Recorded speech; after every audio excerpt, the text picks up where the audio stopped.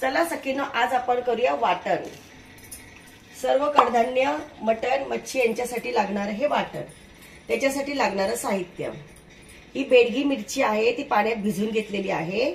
धने, लसूण, कोथिंबीर, कोथिंबीरीच्या काड्या, तेजपत्ता, कढीपत्ता, सर्व प्रकारचा खडा मसाला, मोहरी, मिरी, दालचिनी, आलं, खोबरं आणि हा आहे अख्खा नारळ घेतलेला आणि हे सुका खोबऱ्याची 1 वाटी आणि 3-4 कांदे।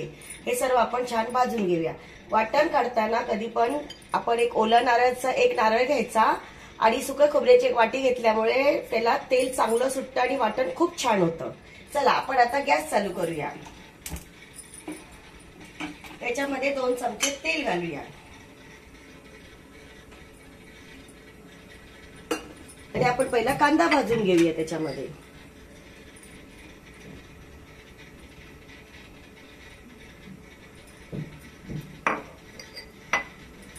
कांदा आपण असा लालसर भाजून घेऊया। त्याच्यामध्ये आता आपला कांदा मस्त लालसर भाजत आलेला आहे। त्याच्यामध्ये आपण धने टाकूया, धने भाजून घेऊया। त्याच्यामध्ये आपण खडा मसाला टाकूया, जो आपण काढलेला आहे सर्व। हा बघा, सर्व प्रकारचा खडा मसाला आहे।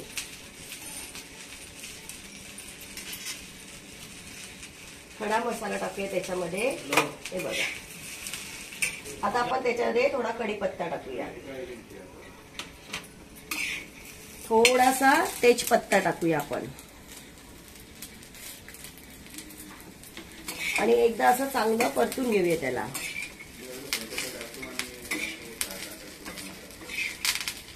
हा आता कांदा, सगळे खडे मसाले, कढीपत्ता, तेजपत्ता आपला छानसा भाजून झालाय। आता आपण हे एका याच्यामध्ये काढून घेऊया।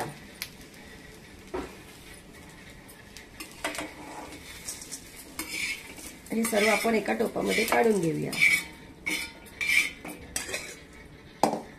आता आपण ओला नारळ जो खवलेला आहे तो भाजून घेऊया। तो थोडासा लालसर असा भाजून घ्यायचा। आता आपला ओला नारळ छानसा भाजून झाला आहे, तो आपण आता काढून घेऊया।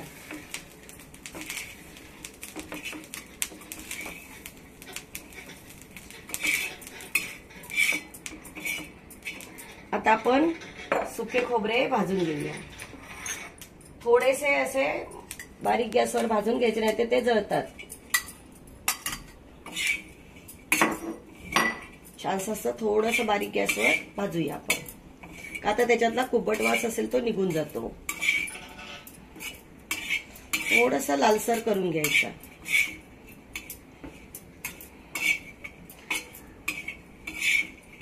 आता आपलं खोबरं भाजून झालेलं आहे। आता आपण गॅस बंद करूया आणि आता आपण भाजलेलं सुकं खोबरं काढून घेऊया।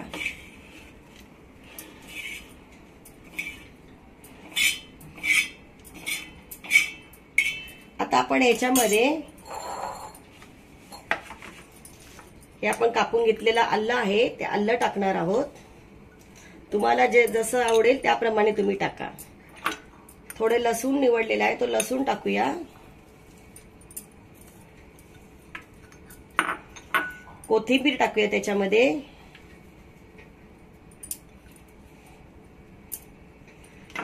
बेडगी मिरची आपण पाण्यात भिजवलेली आहे ती टाकूया, याच्यामुळे कलर छान येतो।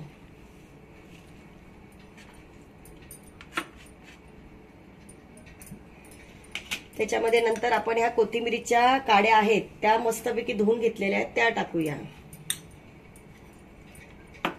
आणि हे आता सर्व मसाला आपण वाटून घेऊया। थोडा थंड होऊ दे, गार झाल्यावर वाटून घेऊया। आता आपला मसाला सर्व भाजून झालेला आहे, आपण आता हा थंड करायला ठेवूया। थंड झाल्यानंतर मिक्सर मध्ये वाटून घेऊया। आता आपलं हे वाटण थंड झालेलं आहे, आता आपण ते मिक्सरला लावून घेऊया आणि बारीक करून घेऊया। हे वाटण्यासाठी आपण थोडंसं त्याच्यामध्ये पाणी घालूया आणि मस्त बारीक असं पावडर टाईप करून घेऊया। कोणाला जाडसर आवडतं, कोणाला बारीक आवडतं। आता आपण याला वाटून घेऊया। तुम्हाला जसं हवं तसं तुम्ही वाटून घेऊ शकता। ही बघा, आता आपलं वाटण वाटून तयार झालेलं आहे। त्याला मस्तपैकी लाल कलर आलेला आहे. आणि तुम्ही हे मटन मध्ये, चिकन मध्ये, अंडा कढी मध्ये किंवा कोणतेही कडधान्य बनवताल त्याच्यामध्ये टाकून खाऊ शकता. तुम्ही बटाट्याच्या भाजीतही छान लागतं ते, वांग्याच्या भाजीतही छान लागतं. तुम्ही कशातही टाकून बघा, खाऊन बघा, ट्राय करा, मला सांगा कसं लागतंय ते. कमेंट. मी तुम्हाला टिप्स देते. पहिली टिप, नेहमी वाटणामध्ये तुम्ही बेडगी मिरची थोडीशी पाण्यामध्ये भिजवा आणि ती टाका. त्याच्यामुळे दोन गोष्टी होतात, एक तर कलर छान येतो आणि चविष्ट होते, वाटण हे चविष्ट होतं. आता दुसरी टीप म्हणजे कोथिंबिरीच्या देठा आपण काढतो आणि त्या फेकून देतो. ते फेकून न देता त्या मस्तपैकी धुवून घ्या आणि त्या वाटणामध्ये घाला. त्याच्यामुळे वाटणाला छान चव येते आणि त्याच्या वाटण पूर्ण घट्ट व्यवस्थित छान होतं.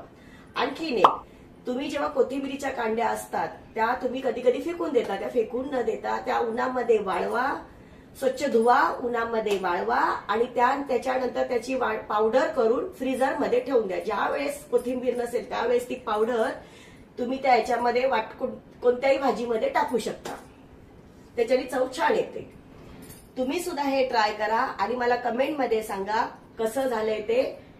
माझ्या चॅनलला लाईक, शेअर आणि सबस्क्राईब करा. थँक्यू.